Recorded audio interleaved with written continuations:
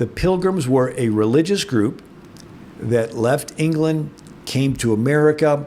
They were going to go to Virginia. They get blown off course, land in Massachusetts. They set up a covenant form of government. But before they did that, they're a company colony. The Pilgrims had no money. So they had to go to investors in England called the Virginia Company or the London Company. And the investors wrote the bylaws for the Pilgrim colony that they used for 7 years.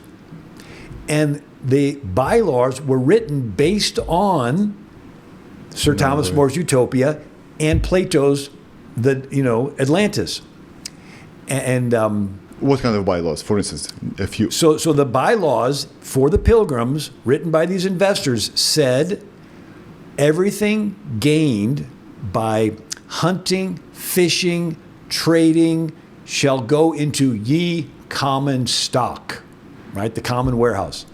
And everyone's livelihood shall be taken out of ye common stock, right? So that was basically an experiment, or that was just a joke? It was an experiment. So Plato, Sir Thomas More, Francis Bacon, they were all theoretical. Mm-hmm. The Pilgrims actually tried it, and they almost starved to death.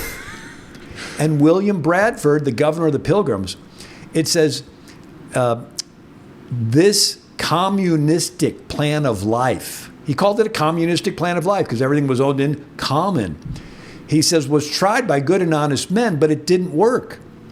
He says, this proves the emptiness of the theory of Plato, espoused by some scholars of latter times, that the owning of everything in common would somehow make men happy as if they were wiser than God.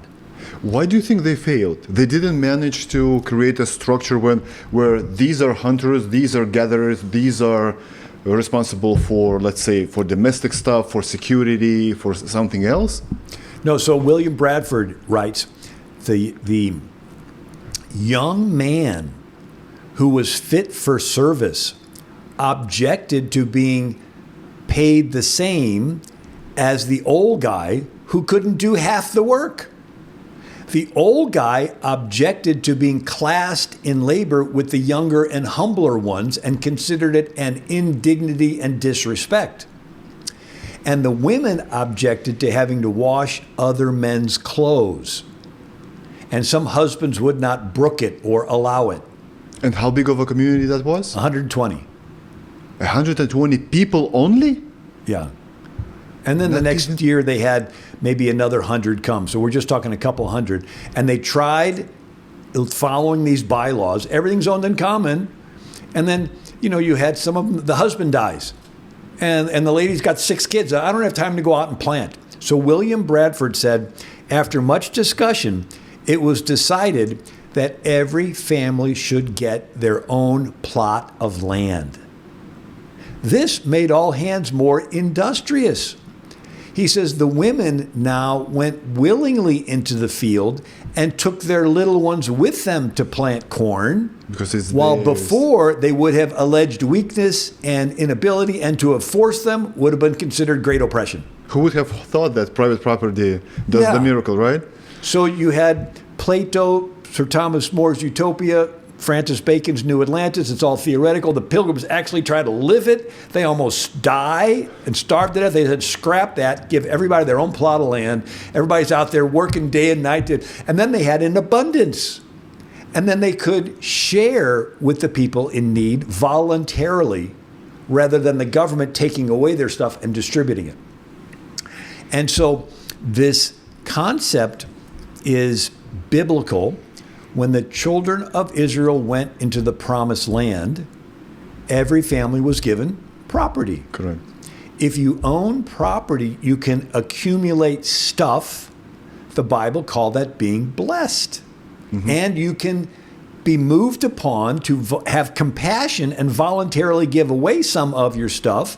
That's called charity. Correct. It's interesting, Karl Marx said the theory of communism may be summed up in a single sentence: abolition of private property. Well, if you don't own anything, how can you be charitable? How can you give away what you don't have? What, are you going to steal from somebody, break the law, now you're a thief? No, God entrusts you with stuff and then gives you opportunities to show on the outside the love of God that is on the inside. And so in the Bible, God gives commands to 5 groups: individuals, families, business, church, and government. The commands to the individual include taking care of the poor, right? Good Samaritan, you find somebody on the side of the road, you take them to an inn, right? The family commands are mostly relational. Husbands, love your wives, children, submit to your parents. The business commands are do an honest day's work and don't hold back wages. Mm-hmm. The church is commanded to take care of the poor. And they immediately did, taking care of the orphans and the widows and feeding, the Greeks and the Hebrew. And throughout the centuries, the church invented hospitals to take care of the poor. The church had orphanages. The church had started schools. The church did all that. There's no command for the government to take care of the poor. There's no command for the government to be involved in education. There's no command for the government to be involved in healthcare. Mm-hmm. The command to the government is the shortest. Protect the innocent, punish the guilty.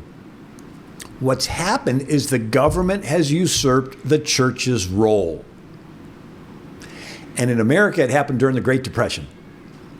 And Herbert Hoover wanted to get the churches and the volunteer organizations, and Franklin Roosevelt said, no, let's have the government come in. We know better. And then the government, when it's involved in anything, it's run by politicians who want to stay in office, and they will funnel more stuff to those who vote for them, and they'll take away stuff from those who don't support them, and it becomes discretionary. And the saying is, he who holds the purse strings has the power. So, everybody own everything in common. It's like, yeah, sounds good, but somebody has to be in the government handing out the common stuff. And they're always going to be tempted to want to funnel a little extra to their family and friends and hold back from somebody they don't like, right? And it gets discretionary. And it turns into a deep state bureaucracy passing out favors to their friends. So you have the Communist Party members, and they're the ones distributing the stuff, and they want to, they live in the nice neighborhoods, and they get the nice shopping spots, and everybody else doesn't. George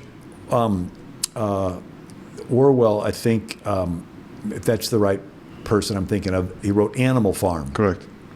And it's, they kill the farmer, and all the animals are equal except the pigs decide that they're smarter, and so they're more equal, and they say, well, we're the ones that are keeping everything in order, and so we get to eat more. We're the head, and we get to eat more, and we get to, and so every attempt at everybody owning everything equally always ends up with a deep state bureaucracy passing out favors to their friends, with the most corrupt guy at the top, a dictator.